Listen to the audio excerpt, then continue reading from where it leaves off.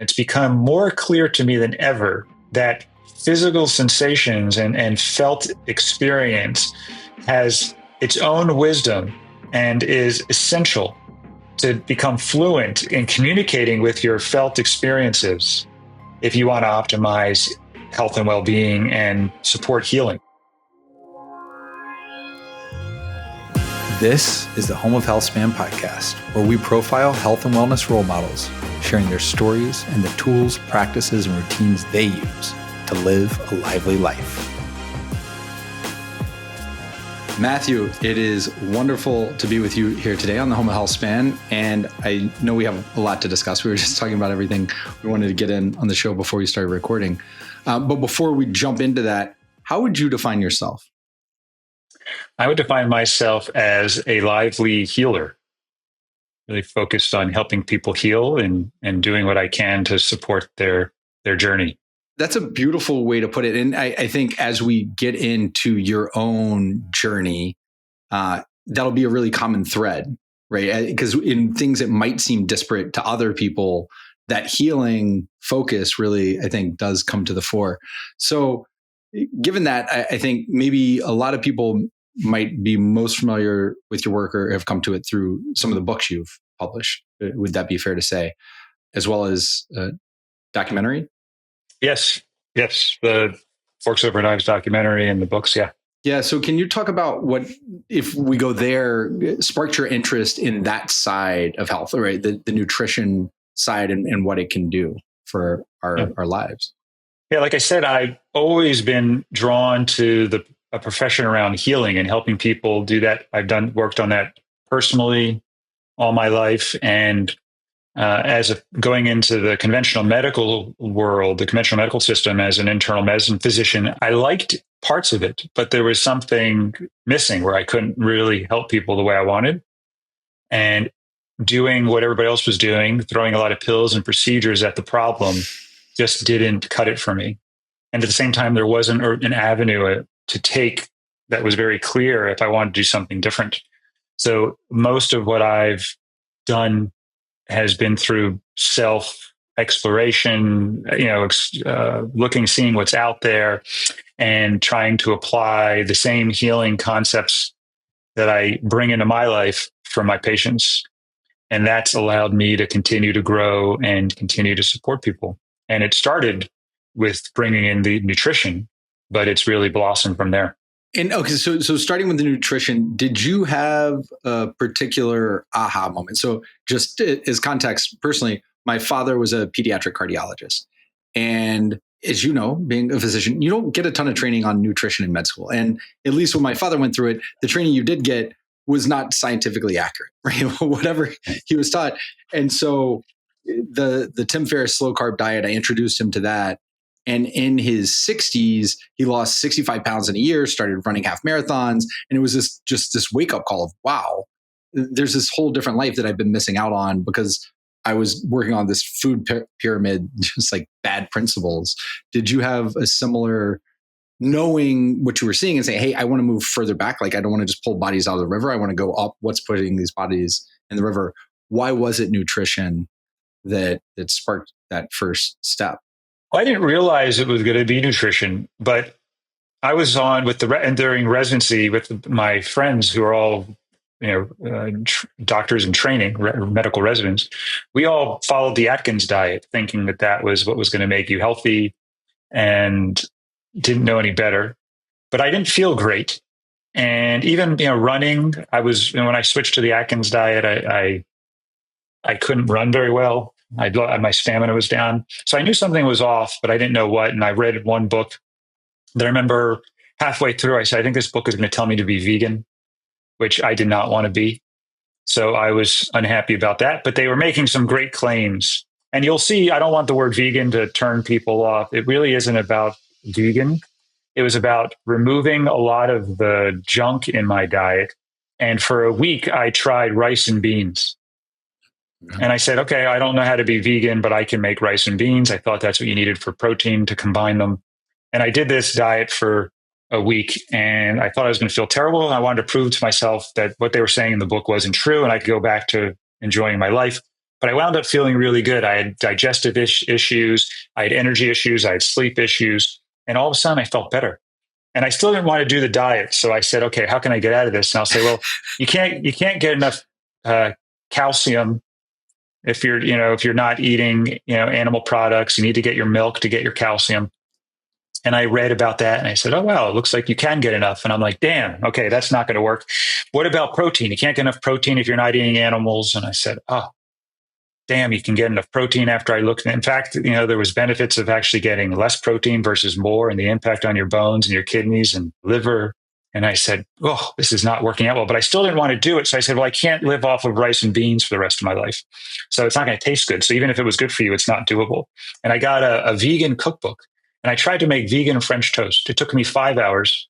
I didn't know what the hell I was shopping for. I was looking for all these weird named ingredients, and I made it finally. And I said, oh my God, this tastes good. So I basically ran out of reasons and excuses to not do it. And then I said, okay, how can I make this work for me? And that's what we do with patients, which is, get your fruits, get your vegetables, the whole complex carbohydrates, get those in, and then you can add to it. And then you want to minimize or eliminate processed foods. And that creates the diet that's going to work for most people. And then we help them modify that. And that's what I did for myself. And I felt great ever since. Yeah, I do find that being the most helpful, right? If you go in with a mindset of deficit, hey, here are all the things I can't do, and I'm not allowed. Oh, these cupcakes, this, that, versus let me build up from a base of I want to get this amount of whole plants into my diet to get these nutrients. And let me do only things that I like to eat. Let me not force myself to eat boiled Brussels sprouts if I hate boiled Brussels sprouts. You don't have to do that. There's so many options in the world of plants. And then you just start crowding out the others. So if you do want to add some meat in or eggs or whatever, like that's fine. It's probably way better than where you started because you crowded out the junk. What's your take on that? I agree. And people ask me, is this healthy? And you can't answer that question. You always have to include compared to what. If someone told me, broccoli and sweet potatoes, that's very healthy. But am I going to eat broccoli and sweet potatoes every day for the rest of my life? No, I don't want to do that. Sometimes I go out with friends. I go out to restaurants. I do other things. I get bored. I want to try different dishes. So it's really understanding how to make the diet work for you and make the healthiest choices you can. Given that, so that's kind of where you started and you were pushing against it. I don't know if I had this similar. I was reading a book in this space, and I think a quarter of the way through, I realized, wait, the answer is being vegan. And that was kind of the last day I ate meat for quite a long time. Like, okay, well, I guess that's what I'm doing now. And, my blood market, everything changed. It was completely transformative in a 12-month period. It was absolutely crazy. I had Dr. Greger on the show recently, and he was like, eggs, like I actually think it's the yolk, it's not the whites that are the problem. So I do that for some protein on my salads. What does your day-to-day or week-to-week nutritional regimen look like now, right? Several years in. Before I answer that, I just want to make one point that I think spoke to what you're talking about with your dad. When I was at Kaiser as a hospitalist I did about a year there when I was transitioning. And at one point, I remember getting my blood levels back and my total cholesterol was like 120. And I said to one of my hospitalist partners, I said, can you believe my cholesterol is 120? And she looked at me, she goes, what are you, vegan or something? And that told me so much. That told me that, one, they knew that a plant-based diet actually could help you. Two, it shows you like how they looked at it, like it was a dirty word.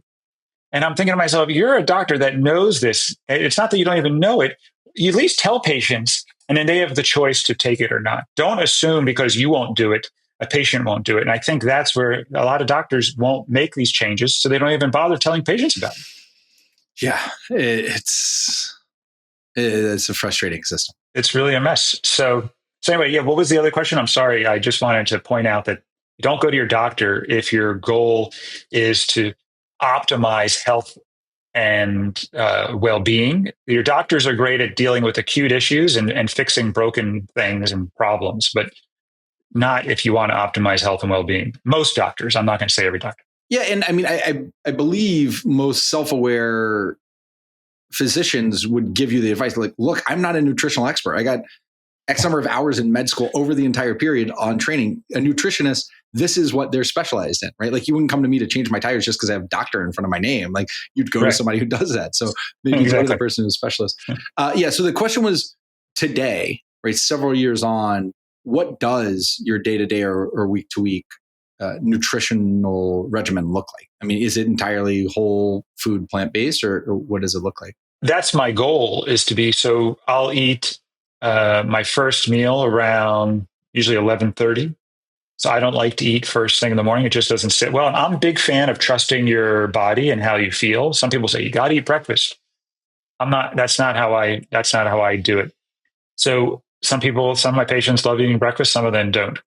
I'll have my first meal at 11:30. That's usually oatmeal and berries, or it's I'm enjoying right now a brown rice with avocado and apple mixture, and I'll eat a big bowl of that, and then I won't eat again until probably 5:30, and then at 5:30 I'll have salad with some type of cooked vegetables, and I'll have some kind of sauce or dressing on that, or I'll mix it into the other dish, which is, tonight it's this potato salad mixture that we have. So my wife will make something every Monday, and I'll have that for the rest of the week for dinner. Okay. And then Saturday and Sundays are usually a little bit different. And so this week, 1 week it might be lasagna. 1 week it's a millet, Thai and vegetable dish. So I'll have, you see what I'm saying? So I'll have that plus the vegetables and the salad. And then I like to have something sweet. So there's this fudge and like a date nut truffle ball that my wife makes. And I have a little one of those and a little piece of fudge after my meal. And that's my typical weekday. And then on the weekends, I usually have a meal where I'll go out or get something out. And that meal, that might not be that might have like a little bit of oil sometimes. It might be just a traditional vegan dish, but I'll have that one night out of my 20, or for me, it's 14 meals. So one of them that's what you said, am I 100%? I would say it's always vegan. I'm not adding animal products, but there might be some oil and more processing of the vegan ingredients, versus the rest of the week, it's no added oils, minimal added sugar, added sweeteners. Usually it's dates, and minimal added sodium, added salt. Well, the dressings or sauces, like what are you putting in those? I love this hummus. So hummus as the base, and sometimes I'll mix like a little bit of ketchup, which will have a little bit of added sweetener, a little added sodium, or honey mustard will have a little added sweetener, a little added sodium in there. And I mix that with the hummus, and I'll coat that, and it almost tastes like a Russian dressing if it's with the ketchup, or a ranch if it's with the honey mustard. Or I'll have these vinegars that I mix with a little bit of the hummus, and there's different flavored vinegars. And the hummus has olive oil, right? No. I get a hummus without any. It'll have tahini. So I'm not on a no added fat. So as far as the fats, they're in the whole form. So it takes the tahini, the sesame seed, and you grind it up. Yeah, but you're not extracting sesame oil. You're eating the whole sesame seed. Okay. So I'm okay with fat, but not where you extract the fat out and then concentrate it into an oil or a solid.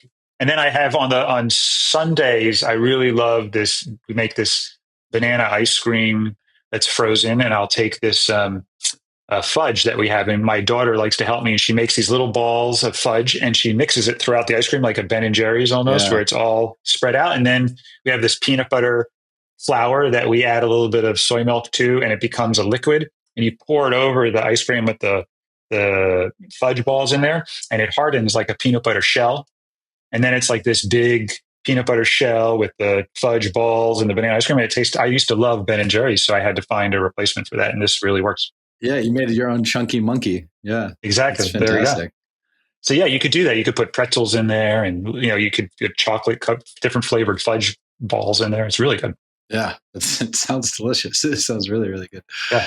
And then, I mean, eating so many whole foods, do you get all the nutrients that you want? Do you use any kind of supplementation on top of that? I do a multivitamin. The data is not great that vitamins are going to really help you and make you better, or that they're really going to hurt you. I mean, there's some that I would stay away from in the supplement form, some of the isolated nutrients, but that's not really the problem for people. It's not a lack of these specific nutrients. It's a lack of whole foods and too much processed and too much animal foods that's making people sick. So I tell people, I'm not really sure about the vitamins, if they're going to help you or hurt you, or it's a net zero. So you have to decide, would you rather take them and potentially be wrong, or not take them and potentially be wrong? Either way, we could go either way here. And then that's really a personal choice. But whatever you do, don't care too much about that. Focus on this other stuff, which we know will help you. Yeah, don't major in the minors. So, I mean, you're not doing like a D3, K2, creatine, anything other than the multivitamin. That's the only. The multivitamin has the D in it, and it has all the other stuff in it, and it doesn't have some of the things that, like vitamin A, has been shown to potentially be harmful. Folic acid in supplements, vitamin E. So those, I try to find a supplement that doesn't have those, because if I know there's a concern, at least I don't want to take that in my supplement. That's what I focus on.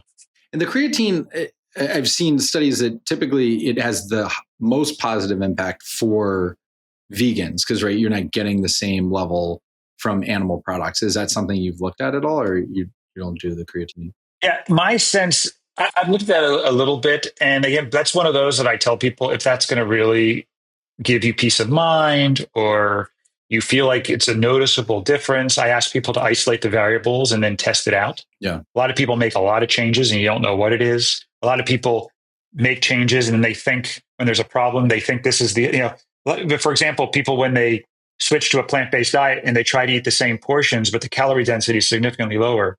So if you eat a bowl of food that's 2,000 calories per pound and another same bowl that's 500 calories per pound, you're getting a quarter of the calories in the same bowl.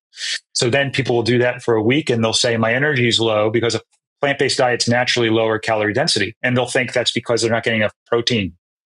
So then they'll go and eat a burger and they'll feel better, but it's not the animal protein, it's the calorie burst.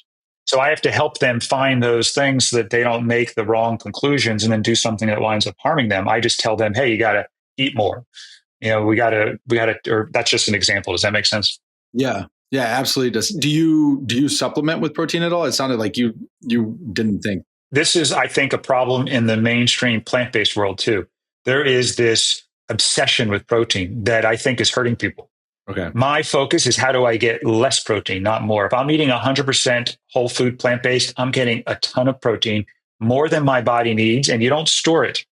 So you need to now eliminate it, which stresses your bones, liver, kidneys. Yeah. And I want to get the right, just enough. And you need very, very little. And we're really talking about the essential amino acids when we talk about protein. Right. You don't need that much.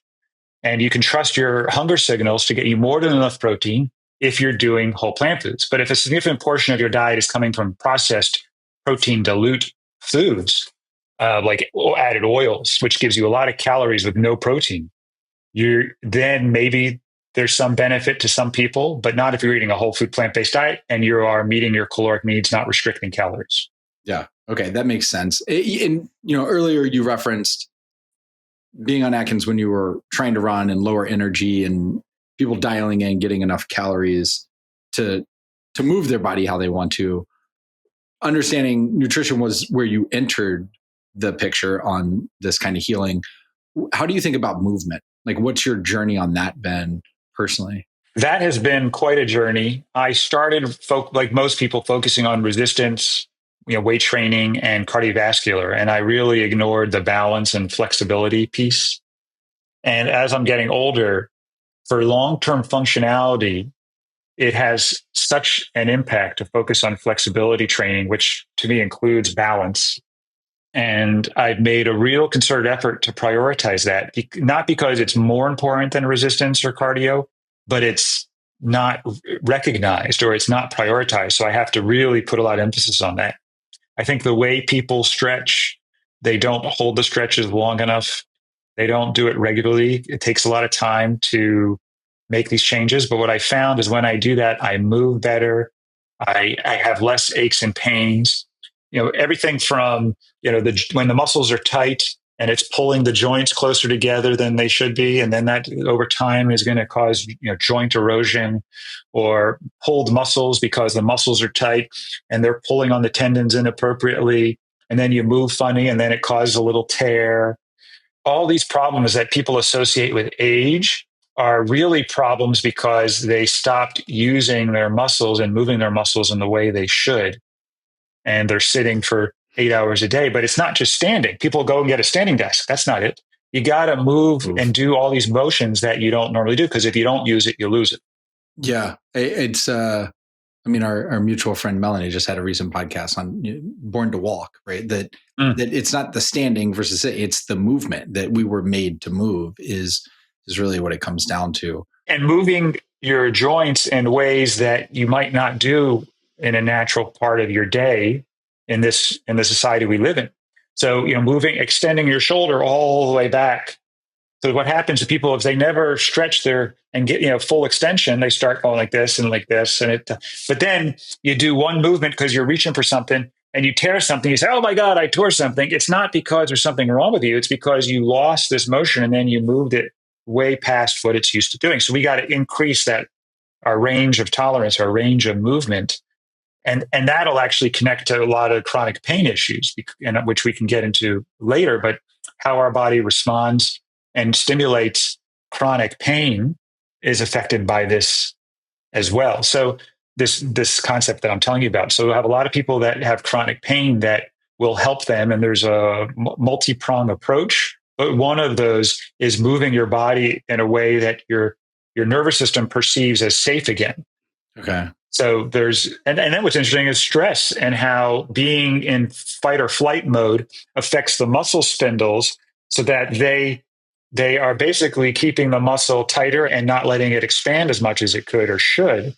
So our chronically mobilized nervous systems, where we're dysregulated, also affects our flexibility, which then affects injury and long-term functionality. Yeah, this could be a total tangent, but it does seem in this level of this period of constant low-level stress that tensing, it's not just muscular.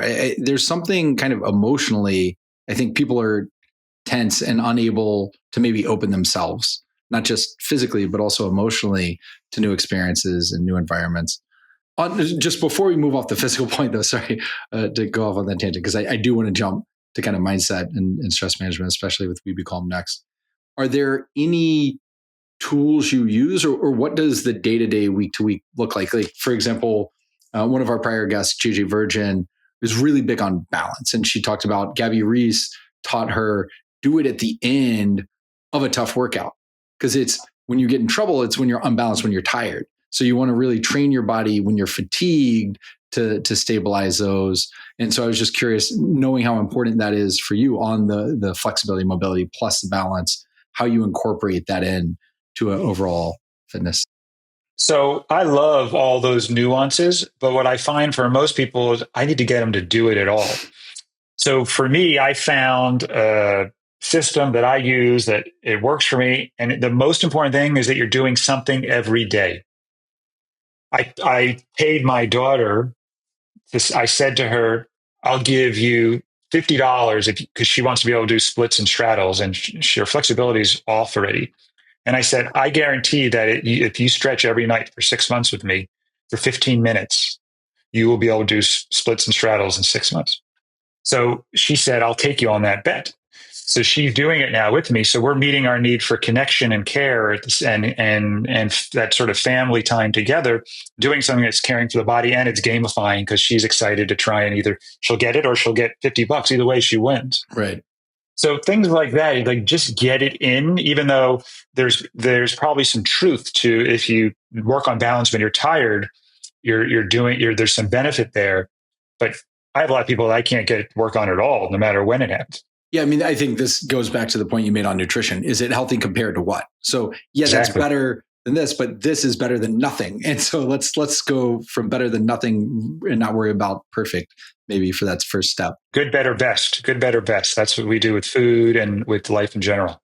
And so with the cardio, the resistance training, the mobility, the flexibility and the balance, is that do you have a kind of week-to-week program around that on these days I do this versus that? Yeah, I can give a plug for Yoga Body. Have you heard of Yoga Body? No, I don't. Really great they have something where they work on flexibility and strength, and particularly the strength is around moving in these motions that you wouldn't normally do. And I think it's very easy. It's very affordable. So I have a lot of my clients do that if they're willing. I do it every morning before I take the kids to school. It's just doing something. And then if I want to supplement, I'll go for a walk or a hike or a jog. I can go to the gym a couple times a week. But my rule for myself is first thing I do before I even get on my phone, I have screen time on, and I am not allowed to use my phone or devices until I've done the morning, it's 3 15 minutes. It's a strength, which is more the movement type of, and then there's a strength plus, and then there's a flexibility. And if you do all three of those, it's 45 minutes. And then I allow myself to use my device. So that was sort of something that worked for me, was putting it into that system and having something that shows up and I'm doing it with someone else versus by myself. And do you use any equipment, or it's all body weight for all that? Do you have any kind of free weights at home or anything? Yeah. So I have a weight set that what is it called? Where you can adjust the dumbbells. Yeah. And I have some blocks and some straps and a pad, some resistance bands. I mean, it's not very but a lot, you can use a coffee table, a bench. It's very easy. It's not a very expensive system. And it's not like that's the only thing. Yeah. But find something that you're going to do that you're enjoying. And the funny thing for me was when I started doing this, I would tell my wife, I would say, I used to go to the gym and run hard. And I said, I don't feel like I'm doing anything when I was doing these movements, and I'm like turning and my hands behind my back. And I'm like, is this really doing anything? But after a couple of weeks, I just noticed I moved better. I felt better. I get out of the car and I'm like, oh, that wasn't so hard. Or like creaking, those little things. Yeah. And I'm like, wait a minute, my hip is not like sore now. And I was like, damn, like I'm just going to keep doing this because it feels good. Don't let my head tell me, oh, if you're not bench pressing, 200 pounds, it's not exercise or whatever. So it's really trying to reconnect to your body and trust that it's going to lead you in the right direction. Yeah, that makes a lot of sense. One of the things you kind of touched on, since we've been on, but even before the recording, is just how interconnected these things are. And so the stress management, the mindset that when you're in a stressful position, it's harder to make those healthy nutrition choices. When you're in a stressful position, it's putting your body in physical stress in different ways and hurting that mobility. So maybe talk about your discoveries there, and then hopefully we can talk a little bit about what you're doing with Webe Kälm and how that helps younger generations. So we put this together in our book, Wellness to Wonderful. We put together 9 pillars. And what was really, it's the pillars, it's an infinity sign, but it's that they all affect each other. So the 9 pillars are first connecting to yourself, regulating the nervous system, getting it out of threat mode and into a sense of safety, which shifts your physiology so that you can then in your internal world are the next 4. So there's your sleep, nutrition, activity, and play.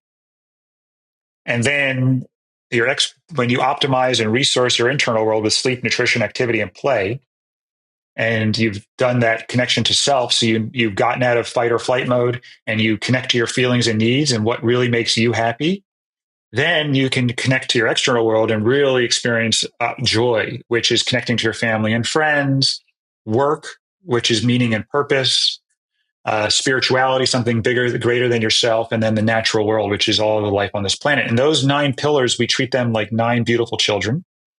And they all play with each other, interact with each other, and no one is more important than the other. And you're not going to ever get to a place where you don't worry about them anymore and they're all good. Like this is a lifelong tending to those 9 children. And whichever one needs your attention, that's where you put your energy first. What's really cool is when you're more connected with your family and friends, for example, you have more hope and you're inspired and you want to take better care of yourself. So you eat differently. And when you eat better and get more sleep, you're less likely to snap and yell and scream and be reactive with your family and your friends. So do you see how one affects your connection? They both affect each other. Well, and you're probably more likely to get up and go engage, right? Like if you're down and low energy, then you pull yourself out of that outward environment too. Exactly. We, as you know, have the 5 pillars, which is very similar to the 4 on one side. And then we just kind of bucketed all that outside right. Yourself is one, right? The social connection, the purpose. But it comes down to the same thing of health is not this absence of disease. It's kind of where you started your career of, wait, I could just react when there are these problems, but actually to thrive in life, I need to tend like a gardener across all these. It's the sun, it's the rain, it's the quality of the soil. It's all these things have to come together. Exactly. And the fact that we put all the external pillars in and broke them out, I got certified as a nonviolent communication trainer. I'm one of the few physicians that got certified. It's a 4-year process. It's quite, it was harder for me than medical school to become, to develop the expertise for that. But that really showed me how to connect and what a really effective connection can do. So we broke it out because that's a particular interest of mine, and it helped people. It created containers for people to break out that social connection. But to your point, it's all connection. So as long as it gets, and a lot of times people don't see how that affects your physical health as much. One of the talks we do is specifically on how connection affects physical health. It's not just mental health and well-being. So we wanted to give that a lot of airtime as well. And that's why we broke that out. I actually recently did a TED talk on this and kind of my wake up call on the importance, because I was kind of blind to it personally. It was so health was this internal thing. And then my wife ended up filing for divorce, and whoa, okay, what was I missing out here?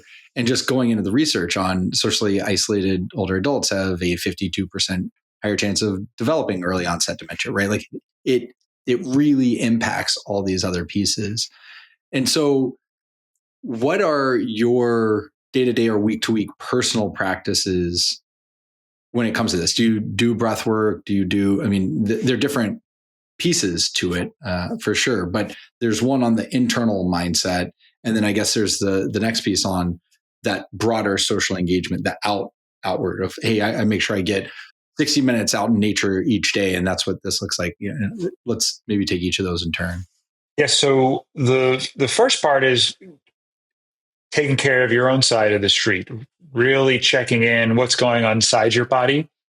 And that's self-awareness, self-connection, and a self-regulation.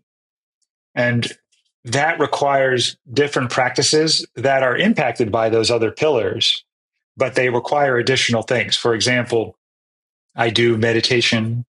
I do breath work. I have an empathy buddy that I talk to most days of the week.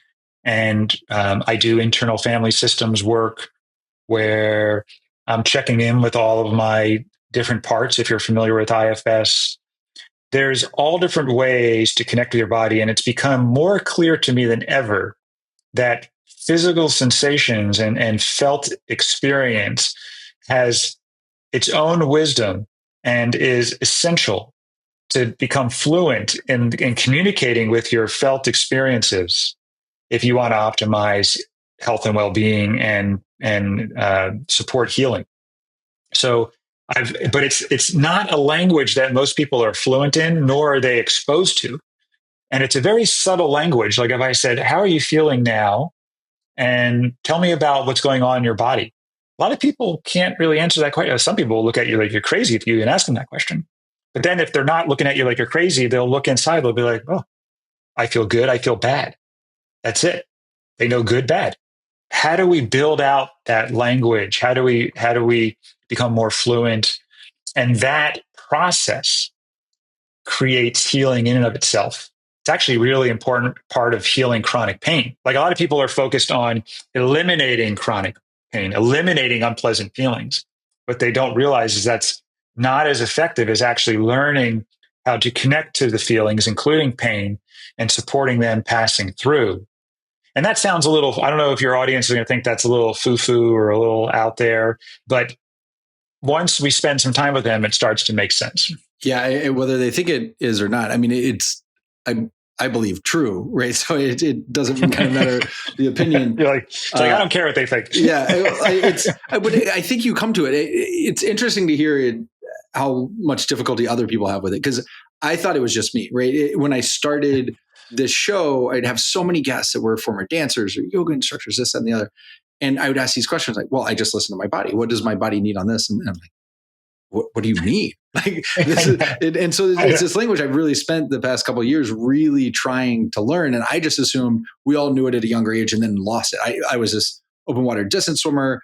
And so deliberately try to train my mind to turn off signals from my body, because otherwise I would just be living in pain all the time. But if I could just shut off those signals, it didn't matter. And then now, as a mid 40-year-old man that goes to the gym and just pushes through no matter what's going on, it leads to injuries, right? I've had 2 knee surgeries and all these other things. So I'm having to learn that language. And so to realize that that's not maybe just me. I thought I was in the minority, but it sounds like maybe I'm not. No, you are not in the minority. And if you value it and put the time in to cultivate that self-connection, it's really powerful. And the people that I see that come to me are the ones that are struggling in the conventional system, and they're not getting better. In fact, the patients that used to frustrate me because I couldn't help them. So it wasn't personal. I mean, I just couldn't help them. Now those are the patients I love to see. So if you have chronic headaches, chronic pain where there's no other known cause, irritable bowel syndrome, fibromyalgia, all of a sudden now we can help these people in a way that we couldn't before. So it's so powerful, but they are willing to do anything by the time they come to see me, because the doctors basically really hurt them by saying, there's something wrong with you. Here's your diagnosis, but there's nothing we can do. So they'll offer them steroid shots or pills that don't work. And it's like, that's the worst place to leave them. They're lonely and helpless. And I don't know if this is the right phrase or not. My parents recently taught it to me, idiopathic. Is this those kinds of things where, hey, we know there's a problem, but we have no idea what the cause is and what this, and we just bucket all these things under this umbrella because we don't really know what's going on, like IBS or some of these others. Yeah.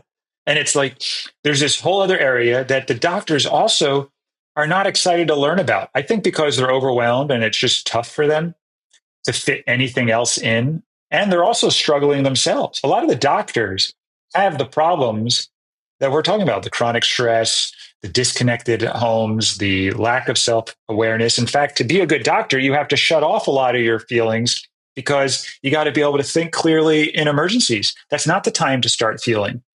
But we don't want to throw out the baby with the bathwater. It's great to be able to think in high stress moments, but then also be able to connect and feel and don't lose touch with yourself.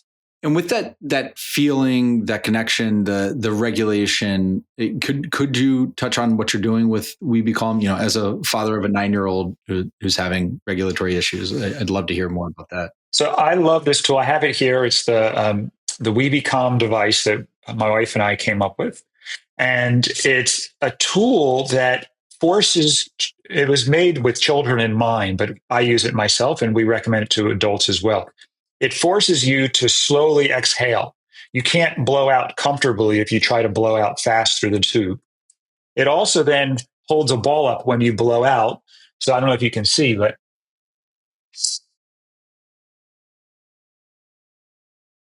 so it keeps, to keep the slow exhale, you're getting that constant feedback that you keep blowing to keep the ball aloft, and it's focusing your attention.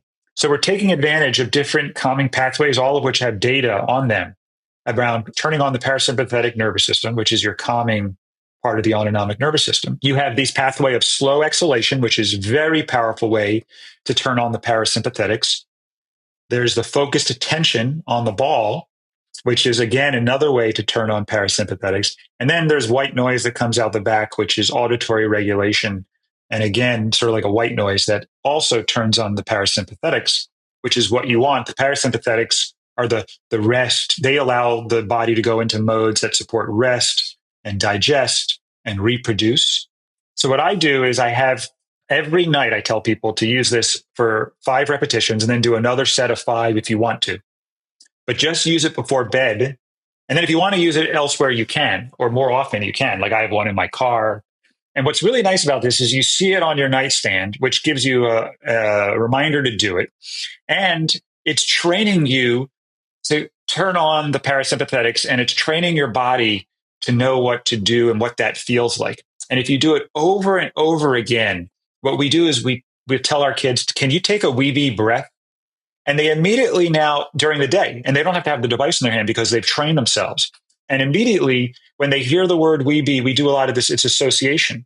They hear the word Webe breath, they start to take a slow exhalation, and their body immediately remembers, like muscle memory, of that calming experience, and it triggers that neural network that they have created every night through that work to now turn on in the calm.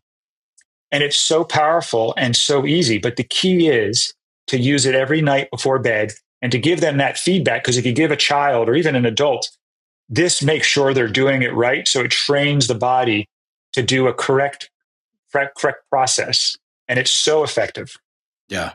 I mean, I would imagine on so many levels, because I just think of Tiger Woods or Michael Phelps too, of having that routine before a shot or before a race, that having a nighttime routine of, hey, this is what I do before I go to bed. It just gets my body, my mind in that mental state of my sleep regardless is going to be better. And much less when you're doing something that very specifically is working on the parasympathetic nervous system. It's fantastic. My daughter called me, my 9-year-old called me hysterical from school. I couldn't even understand her. She was crying so hard. And I said, honey, I really want to support you. I'm hearing something so upsetting for you and I can't understand you. Can we take a Webe breath together before so that I can understand you better? And she immediately calmed down without even taking the breath, but then did the Webe breath and did 5 of them like it was nothing. Like her body just knew what to do, almost like the part of you that can drive a car and not pay attention. She just did it. And she was like, oh, Dad, I feel better now. And then she told me what happened and we talked. But it was so exciting to see that training paid off. Yeah. And she just knew what to do and went into autopilot and calmed her body immediately. Yeah. Fantastic. So I'd love to talk a little bit about sleep. So we touched on it a few times of doctors are often the worst on some of these things that they're advising patients. And, as a child of 2 physicians, my parents told me, oh, you don't need sleep. You can train your body not to need it, which is scientifically incorrect. And then the separate side of how that lack of sleep can impact all these others, right? If you're sleep deprived, ghrelin goes up and you eat worse food, or your stress levels go up and it's harder to self-regulate. Where are you in terms of how you think about sleep, how you support your own sleep hygiene and structure? So sleep is one of those things that a lot of people struggle with. And what we find is if you do this other work, sleep will fall into place. But for some people, it's hard at first because when you're so sleep deprived, it's hard to do this other work. So it's almost like you got to jump. There's a circular thing going. You got to jump in at some point and start working on everything. So sometimes it's a little messy at first. But what I found is that people don't have sleep disorders. They have regulation disorders. In other words, there are regulations that regulation means your body is preparing for threat. Your body thinks it's in danger when it's dysregulated. If it's preparing for threat, if it thinks something bad is going to happen to it, would it sleep? It wouldn't sleep. It's not natural to go to sleep if it thinks something dangerous is going to happen. So what we have to do is signal to the body that it's safe. And when a body feels safe, when you're in a physiological state of safety, you will naturally fall asleep. So what I focus on is how do I get your body feeling safe? And that brings us back into all the other pillars. But the first thing is I'll tell people with sleeping issues, I say every night, I want you to use the Webe Calm and stimulate that calm. And it's not going to happen at first. It's not like you can just use the Webe Calm once and all of a sudden you fall asleep. It's the repetitive. It's almost like at the gym. You could lift the bench press once. That doesn't make a difference. You got to bench press for months and all of a sudden your strength increases. Same thing with this. I got to get them messages of safety to their body. One of the best ways to tell your nervous system that it's safe, you can't think you're safe. You got to send a message of safety. And one of the best ways to do that is through slow exhalation, mindful focused attention. So mindfulness practices. And then sort of how we start to go about our day. Another one is connection. When I am socially connected to people, that automatically tells my body, gives me feedback that we're safe. It's okay to connect. So connection helps. It's bidirectional. Connection can make me feel safe. And when I'm safe, it's easier to connect. So physiological safety is the focus. And when I think about it, like nutrients for food, you want to get nutrients throughout the day. I want you to get nutrients of safety throughout your day. So what are your messages of safety that you're getting throughout the day? And that includes how you're breathing, how you organize your day, how you're talking, how you're thinking. All of that can either tell your body that it's going to increase messages of safety, or by how you're doing all those things, you could actually be increasing messages of danger and threat. Does that make sense? That's a really important point. It makes a lot of sense. I remember years and years ago coming across research on that safety point, but in sleeping away from your home environment, right? Which psychologically makes sense of, hey, if you're out in the wild and you have predators, it could be eating you. You have your own normal home environment. But when you're away, you're going to have a different sense of safety. So it's just going to be a lighter sleep. And it evolutionarily makes sense because you're going to need to protect yourself from getting eaten by a lion or whatever. But there's so many other components to that safety. And I guess to your point, the nutrients or the triggers that we can give ourselves to then, when we lay down, feel that holistic safety psychologically, mentally, physically, emotionally, as we put our head on the pillow. That's exactly. It's so important. And when you travel, when your body shifts, and it's like, think of it like a rubber band or a guitar string, and it can tune, it can be really loose for safety or really tight for threat, let's say. Yeah. And it's constantly loosening and tightening based on how it's perceiving the environment. And I'm not sure if you've heard of polyvagal theory, but he talks about neuroception, and that's how you're interpreting your environment, basically, and how you're receiving the environment. But when you travel and you're away from a familiar environment, your body automatically starts to tighten a little bit. It's unfamiliar, it's unsure, but you can do things for that. When you're in this physiological state of more threat, you lose those messages of safety that are important to tell you, that go from your nervous system to your gut, for example. And they tell your gut, it's okay to function, it's okay to move, or it's okay to digest and keep moving. So when people travel, they get their bowels don't work as well. That's because when you have threat, this state of threat or more threat than you usually do as far as your body's perceiving, you lose some of those safety messages that you need to go to your gut for it to function properly. So it slows down, and then the stool doesn't move through the gut as well. So people will complain of constipation when they travel. And then as soon as they go home, their bowels start working again. It's because they got into a place where they feel safe. Those messages of safety, which are required for your gut to function normally, turn the gut back on and tell it, okay, we can digest again. Same thing with rest. Oh, we can rest again, so we can fall asleep easier when we're home. But when you're traveling, you can do things like, I have my kids bring their Webe Kälm, and they use that. And they have an eye pillow that they use at home. So they bring that with them, and they have a music routine that they do and a meditation that they do before bed. And the more of those messages you can do, even though the environment's different, you're flooding yourself with familiar things as well. And you decrease that impact of threat or that sense of threat. Yeah. It just took me back actually when my daughter was an infant. Every single night I had the exact same playlist, and it would start with Macklemore's Growing Up, and I would dance with her in the kitchen, and then we would do bedtime routine, and then I'd do the bottle every single night. And she got really, really sick, and we ended up in the ER and crying when the doctors were giving her shots. And I was like, I can fix this. And I just put the song on and held her, and she just stopped immediately, right? Like it just psychologically, as an infant, right? She's just a few months old. She already had that association of, okay, this feels like home. This is back. I'm okay. That is a perfect example. You created a neural network that you just turned on, and it was like because you did it every night, it was like a super highway that you just had to line the cars up and put the music on, and she went down that pathway. That's what I'm talking about. You got to create these neural networks that turn on safety, that you've associated with safety and the predictability. That's why kids love watching the same movie over and over again. It's highly predictable, which helps them feel safe. Yeah. I mean, that was the magic of Blue's Clues, right? Like that they would play the same one so the kids would know what was coming and they could get the word. Like it's a whole psychological thing. Exactly. And adults that's the thing. You don't need to be an infant to take advantage of that. You just have to create those systems, that repetition. That's why we're telling people, do every night before bed, do the same thing. I don't care if you do anything else, but do that. And you can take advantage of that network, not only before bed, but throughout the day then. Yeah. Well, Matthew, we started this off, you were describing yourself as a lively healer. And I think your journey, hopefully all the listeners can hear how that has come to fruition, and not just talking the talk, but walking the walk. What's next? Well, a couple of things. One, I'd love if people are interested to listen to our podcast, Webe Parents. Go to webeparents.com. On there, we basically talk to parents and help them bring connection skills and support connection in the home. And it's me and my wife are doing that. it's super fun. I love connecting with her, just recording the podcast. In fact, we're like, I don't know if anybody's going to listen, but we're enjoying doing it together.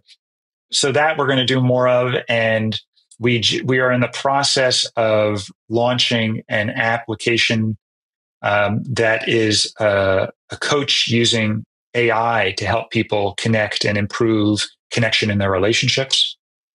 So that's really, really been fun, teaching people basically have connection support 24/7 from an AI that was trained with our processes and techniques. So that's something that we're doing. And then we have kids books that we've released. Right now they're ebooks, and they're again on topics to help parents and families bring connection skills or work through hard topics like device usage. There's one coming out on device usage. We did one on navigating traumatic experiences like the fires in LA.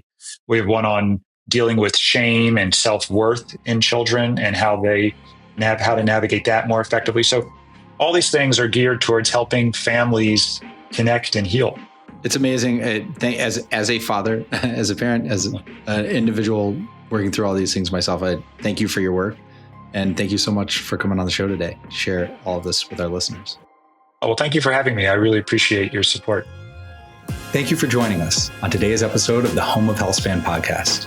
And remember, you can always find the products, practices, and routines mentioned by today's guests, as well as many other Healthspan role models on alively.com. Enjoy a lively day.